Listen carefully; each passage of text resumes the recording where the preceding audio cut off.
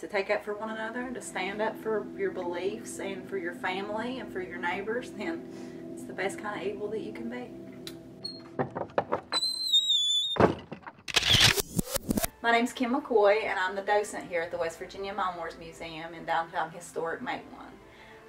My job is to give guided tours of the museum here, and the Battle of Blair Mountain was one of the largest insurrections in the United States next to the Civil War, and it's really an unknown history that you're not going to learn about in your American history class at school. So it's imperative that we teach that history here at the museum and shine a light on the correct version of the history that took place here in southern West Virginia.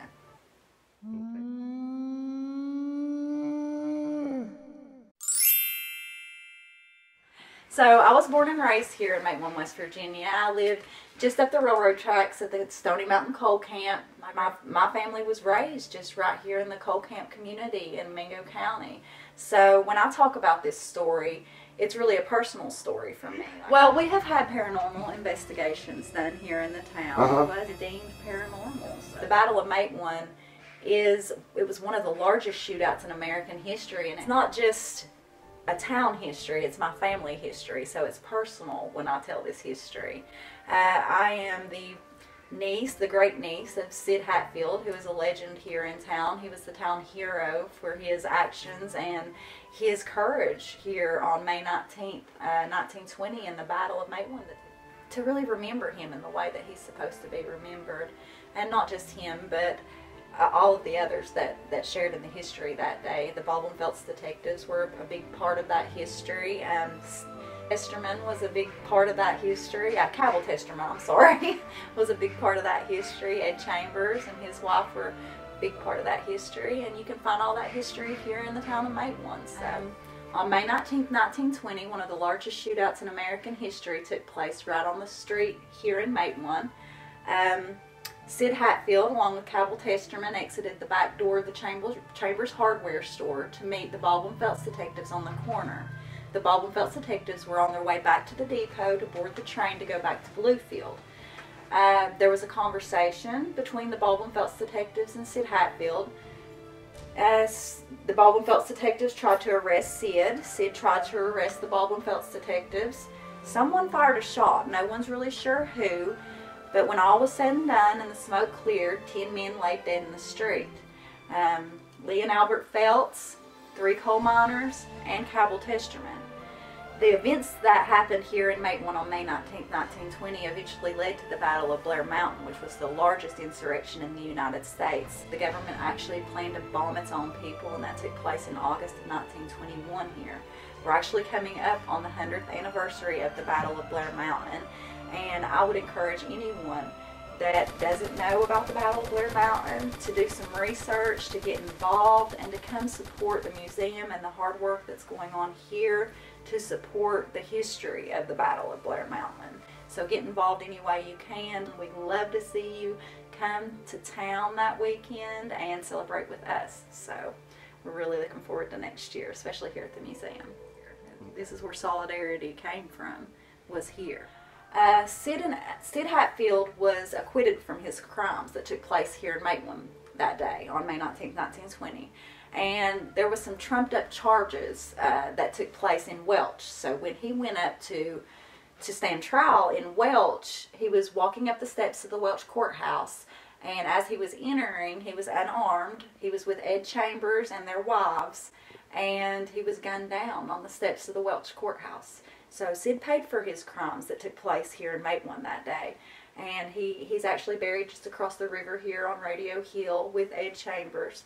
And Ed was his right-hand man, so it was only fitting that they buried them together. Ed was Sid's deputy, but he was also a close friend of Sid. C. Lively was a spy here in town. So he lived here and would listen in on the conversations and knew all the things that were happening.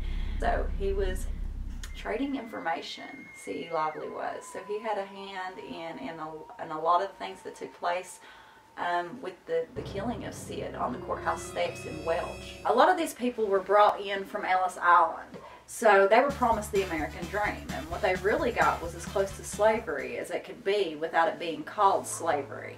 So they were segregated from one another in the different coal camps around the communities, and they did this so that they couldn't communicate with one another, to be able to organize and to be able to fight for their common human rights. It wasn't anything big that these people were asking for.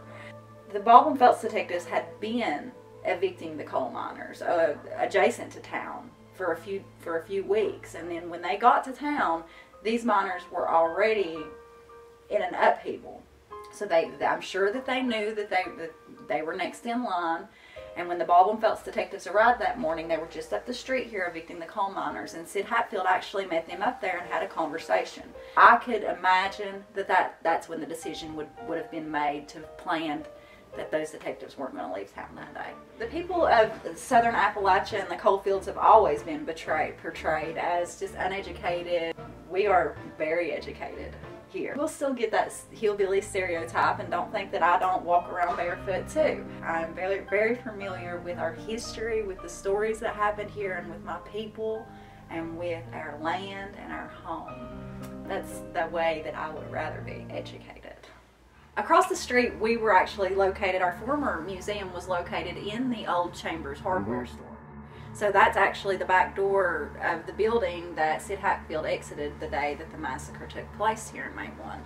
And I used to have to come in just all hours of the day, all hours of the night. Anytime that I wanted to, I could come into the museum, and I would walk through that back door like a lot. And sometimes, like, there was that, ooh, it felt like somebody, you know, was there, like, oh, okay, I'm going in here. Yeah, I think any land that you walk on, especially a place like Bloody Mingo, you're gonna find some paranormal things, different activity and energy for sure. Yeah.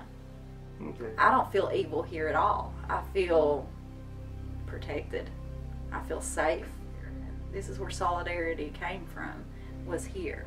So we know what it means to stand together and to fight for one another. And if that's evil, to take up for one another, to stand up for your beliefs and for your family and for your neighbors, then it's the best kind of evil that you can be. And I'm sure that she was talking about the control that was taking place between the coal company owners and the miners here. If there was an evil here, it would be the control. It would be from the coal company owners and from the control here. That the coal might be evil. Anytime that you try to take somebody's rights away from them, that would be evil. Anytime that you try to manipulate a person's ability to just be human, that's evil.